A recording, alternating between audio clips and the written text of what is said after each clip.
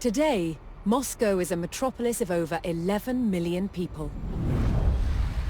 But 800 years ago, it was a small village on the banks of the Moskva River. A modest settlement surrounded by simple wooden defenses. It gave little indication of its future greatness, or its ability to evolve through adversity. Moscow was frequently attacked and destroyed. Yet each time, it rose from the ashes, stronger and better defended. Its first real test came in 1238. This time, they faced a new enemy: the Mongols.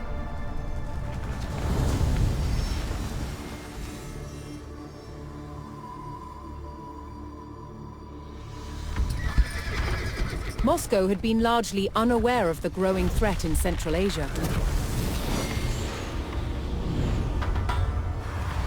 Genghis Khan, founder of the Great Mongol Empire, had conquered most of the Asian continent. His descendants continued his work to expand the empire. His grandson, Batu Khan, led the armies of what would become known as the Golden Horde. Their goal: to extract money from principalities they conquered.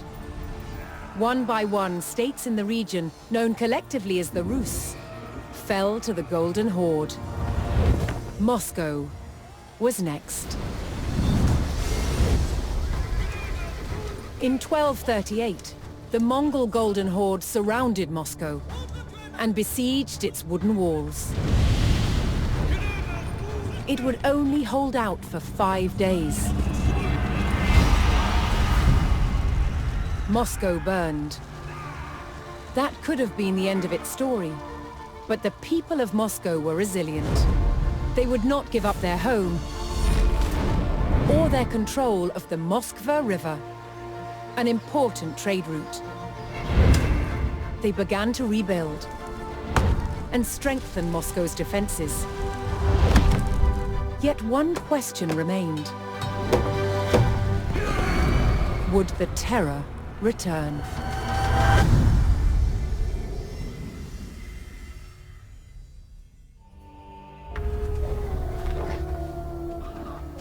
By 1303, Moscow controlled land that encompassed the entire flow of the Moskva River. Its ambitions didn't end there. Moscow continued to expand its borders through its wealth rather than warfare. Its tactic was to buy land from bankrupt rulers, acquiring entire towns and villages in the process.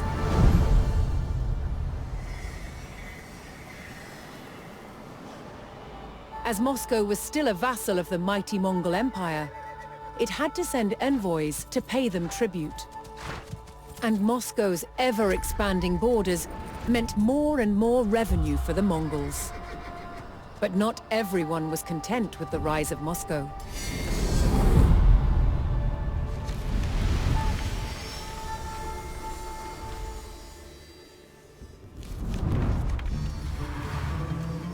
As Moscow grew in power and influence, its Grand Prince, Dmitry Ivanovich, reinforced its vulnerable defenses.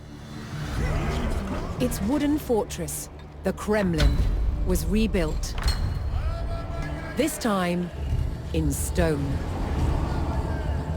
But even stone walls didn't deter its enemies. By 1368, Lithuania saw rapidly expanding Moscow as a real threat. Joining forces with the Principality of Tver, they set out to challenge its dominance. They attacked Moscow. But the stone walls held, and the enemy retreated.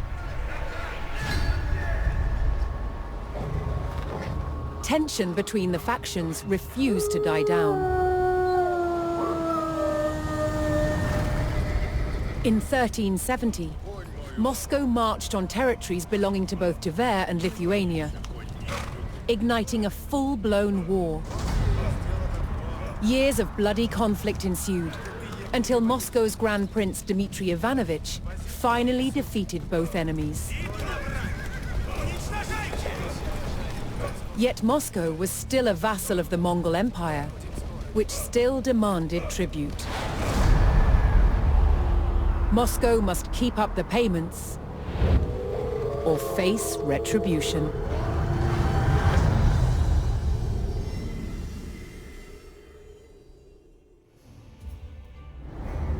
Under Grand Prince Dmitry, Moscow had grown rich and allied itself with old adversaries.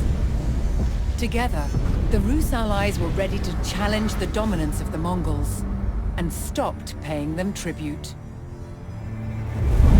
On the banks of the River Don, Dmitry would stake his life on being the first Rus leader to defeat the Horde in battle.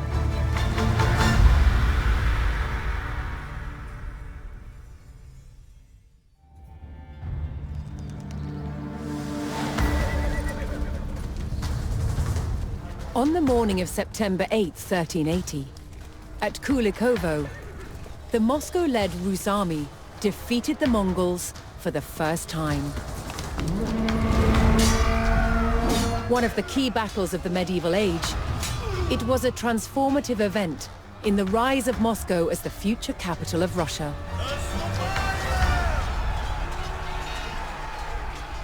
For the first time, rival principalities had joined Moscow to fight a common enemy.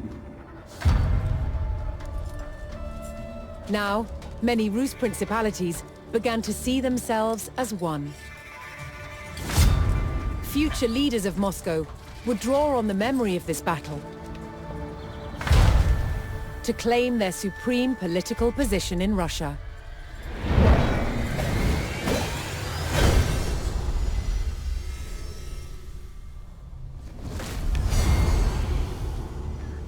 Moscow's Grand Prince, Dmitry Ivanovich, had led the Rus principalities to victory over the Mongols, reinforcing his dominance. But for the Mongols' leadership, the defeat at the Battle of Kulikovo was disastrous. The ruler of their Golden Horde was overthrown by a descendant of Genghis Khan. His name was Toktamish. And Toktamish was not going to let the treacherous Moscow-led Rus get away with rebellion. 2 years after their defeat at Kulikovo, Toktamish's Golden Horde set out to attack Moscow.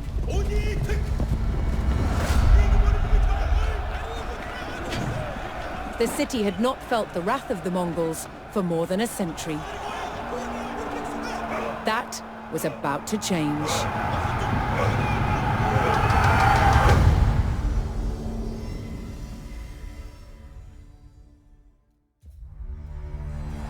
In the century following the Mongols' vengeful attack on Moscow, Dmitry Donskoy's son and grandson clung to the Rus throne. Amid old rivalries and fragile alliances, Dmitry's great-grandson Ivan III set out to consolidate Moscow's control over all the Rus. But one independent republic would not yield to Moscow, the wealthy commercial center of Novgorod.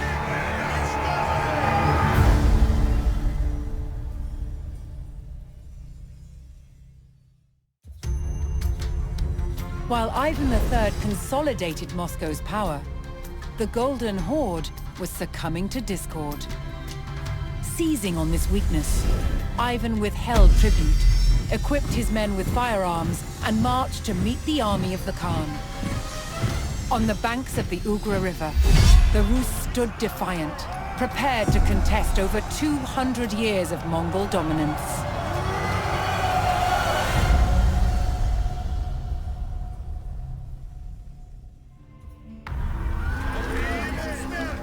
In 1480, Moscow's army, led by Ivan III, faced off against the Mongols across the banks of the Ugra River. But the Muscovites, armed with guns, were too much for the Mongol army.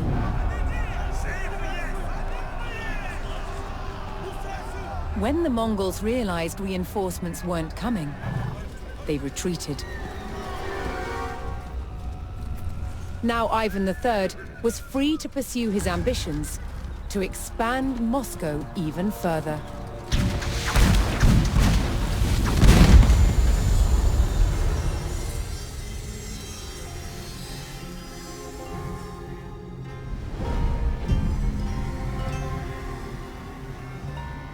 Despite the rapid rise of Moscow, it was still a vassal of the Mongol Empire. But after the stand at the Ugra River, Ivan III's ongoing refusal to pay tribute antagonized the Mongols. Yet, retribution never came. Cracks had developed in the highest levels of Mongol rule, and the Golden Horde shattered into smaller khanates, beset by infighting. So Moscow was left free to expand. Ivan III continued taking control of smaller Rus principalities by any means necessary. Some had been ruled for over 100 years by an historic enemy, Lithuania. Ivan III was determined to take them back. By 1500, he had turned Moscow into more than just a city or a state. It was an entity that he claimed represented all the Rus people. Ivan's successor, Vasily III, would fight to take back the lands from Lithuania that he believed belonged to Moscow.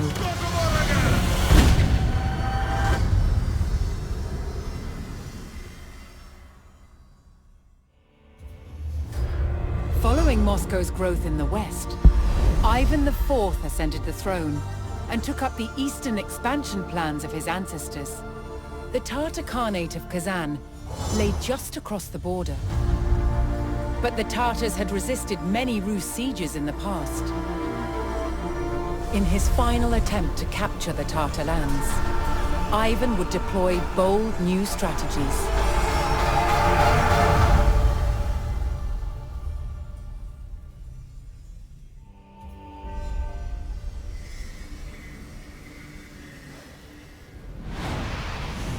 Ivan IV had broken through the walls of the ancient city of Kazan, and his army flooded the streets. They hunted down its defenders and their allies, and brutally sacked the city. Kazan had fallen to the unstoppable military might and strategic innovation of the Muscovite war machine.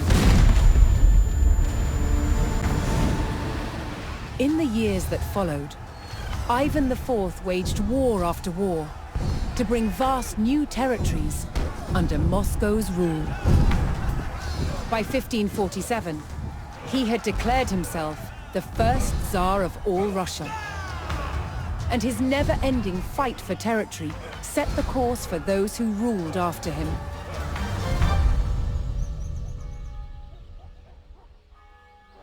Moscow was no longer a small fort on the banks of the Moskva River.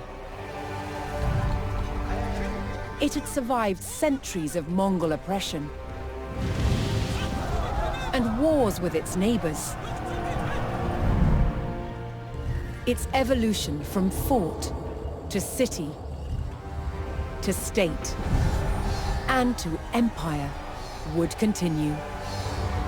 Moscow's rise transformed Russia into one of the world's greatest superpowers.